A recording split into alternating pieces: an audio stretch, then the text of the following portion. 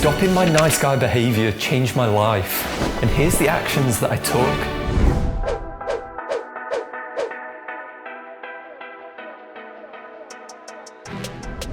Do you actually know the etymology of the word nice? Because this blew my mind. It actually has nothing to do with being kind. To be nice is actually derived from someone who is stupid or silly or weak. In its oldest form, it just relates to someone who doesn't know, someone who doesn't get it. I think deep down, we still know this. We use it, especially girls, when they're describing a guy, oh, he's a nice guy.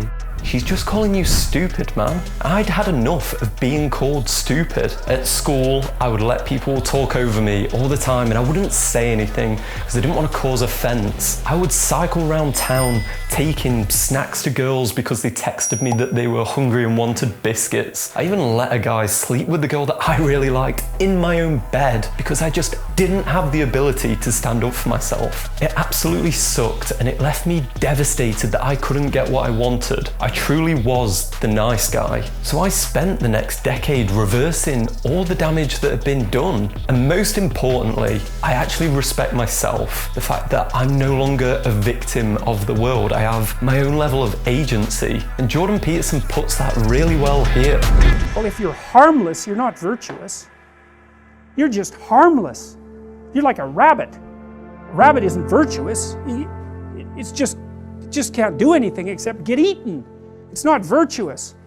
If you're a monster and you don't act monstrously, then you're virtuous. But you also have to be a monster. Well, you see this all the time. Harry Potter's like that too. It's like he's flawed, he's hurt, he's got evil in him. He can talk to snakes, man. He breaks rules all the time. All the time. He's not obedient at all. But, you know, he has a good reason for breaking the rules.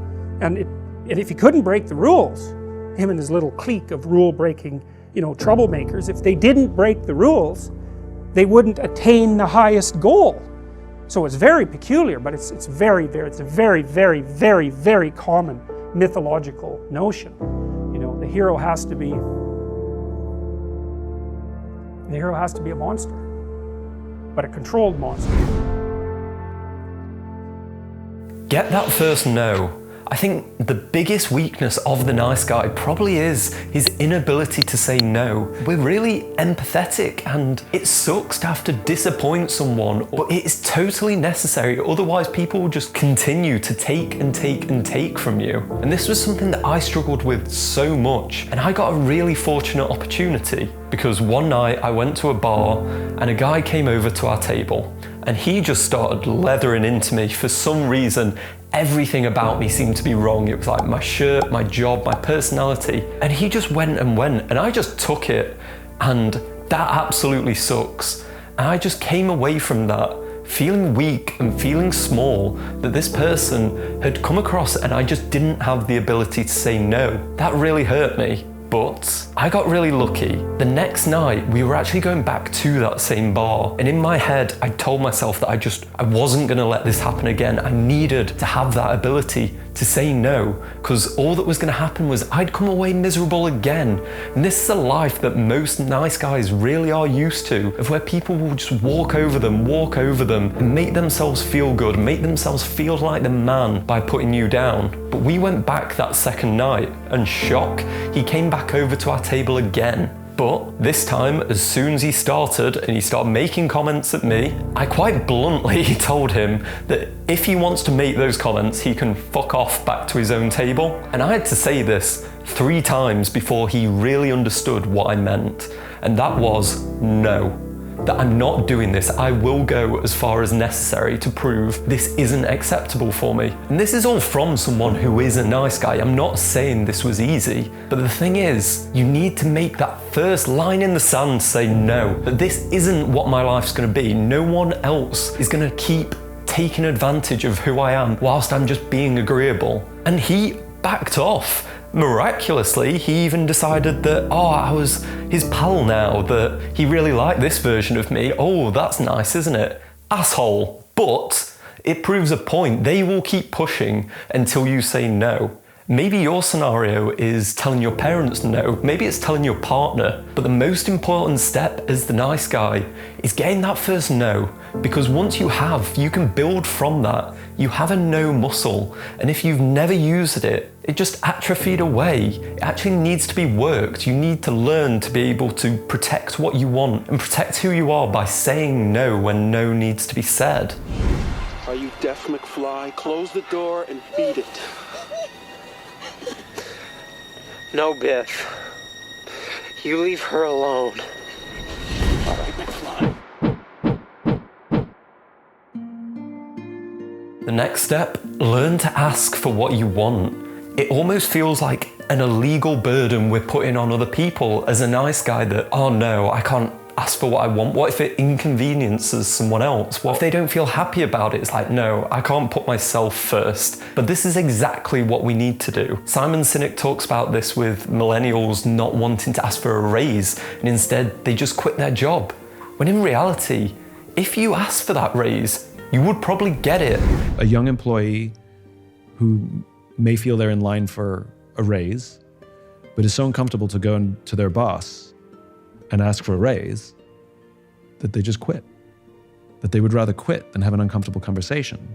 And it's the same with the world. Most of the time, the reason we don't have what we want is because we were too scared to ask for it.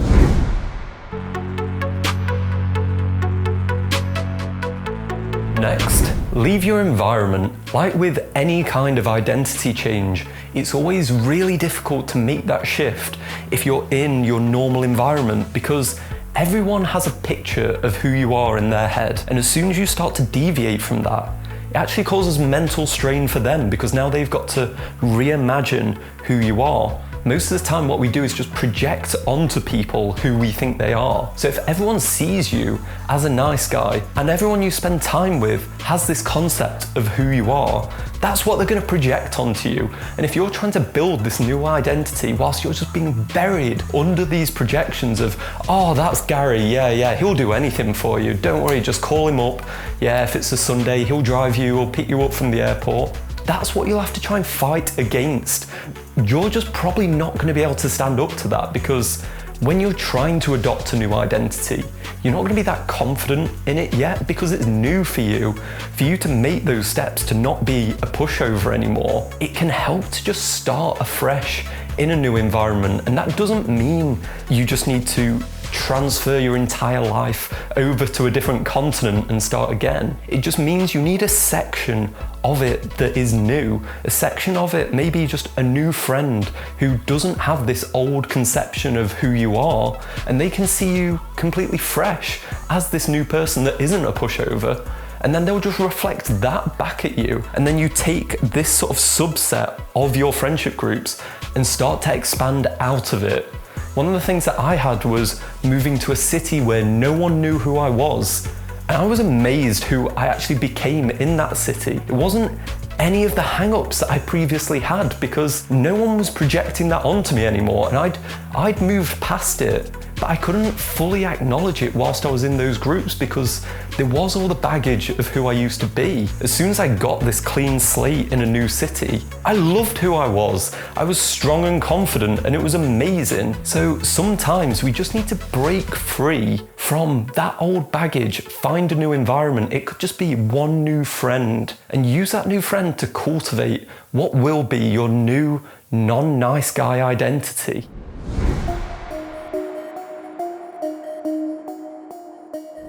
The next one is a big one, and that is start telling the truth. One of the issues that nice guys have is because they can't get what they want through conventional means of asking for it, they actually start to be deceitful, because we still need things as people. It's human nature that you actually want to need things. And if you can't ask for it, then you just have to be deceitful and try and manipulate people into giving you what you want. This is the cliche nice guy friend of a girl who thinks, if I'm just friends with her long enough, then maybe she'll sleep with me, maybe she'll be my girlfriend. And the thing is, he's being deceitful about what he wants. He's giving across his time, his attention, in hopes that one day that she will give him what he wants, without making it clear. And that's the issue here.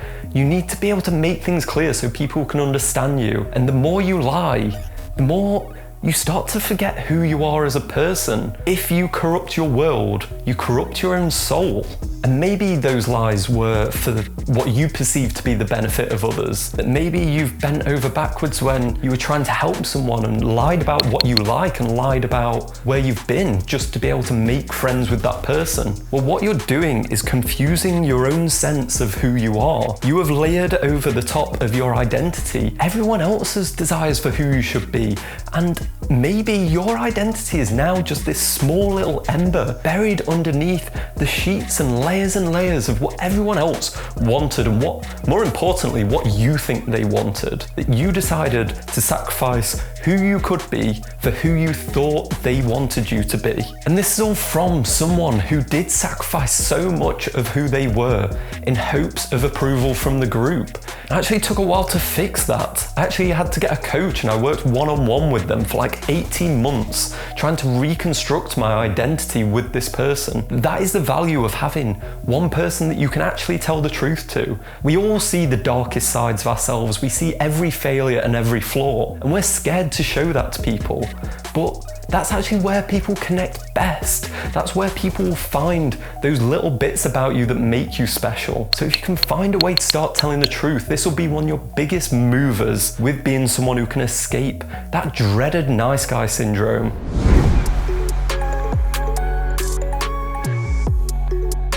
Finally, stop being the victim. No one's actually coming to save you here, so if you want to play the role of being the victim so you can have that comfort of, oh, the world was just horrible to me, my parents this, my friends that, you can use that excuse, but no one's gonna come save you. That just means that's the life that you get to have in this one go round we have in this world. Rather than do something about it, you're going to play the card of, oh, this situation means that I just end up being a nice guy. I'm not really going to stand up for myself. Well, that's not going to help you. That's not going to do your psyche any favors. Being a victim helps nobody. There's no virtue in cowering away. And we actually need you to be someone who can stand up for themselves. We're in dreaded lack of people who want to act openly and honestly in the world. And if you want to hide away being a victim, the world misses out because of that. I might sound passionate about this because it's maybe just me talking to myself here. This is me sending a message because I know how easy it is to fall into that kind of victim mentality of woe is me. So I have to keep myself reminded of the fact that it doesn't serve you. All it does is take away your activation energy for doing something real with your life and actually achieving maybe the highest goal, because trust me, you can make this transformation and it's all in your hands. But as soon as you consider yourself the victim, you take it out of your hands and you give the power to the world around you rather than have it to yourself. The definition of insanity is doing the same thing over and over again and expecting different results. I think this is the hallmark of the nice guy. When it doesn't work for him, all he does is double down further on being more nice and just trying to do the same thing that may have worked at one time for a fraction of a moment. Making the decision to change was probably the best I'll ever make in my life. I'm so much happier, and to be honest, it's still an ever-going process. You don't fully escape, you just learn to deal better with those moments when I think I'm being a bit too agreeable here and I can actually check myself, and you just have those tools in your arsenal. It's not like you just turn and now you're some asshole that's not nice to anyone and just walks over anyone. That's part of who you are, and it's going to be inescapable. You're just going to be someone that potentially can be taken advantage of quite easily. So it's more important than ever for you that you learn the tools to be able to escape that.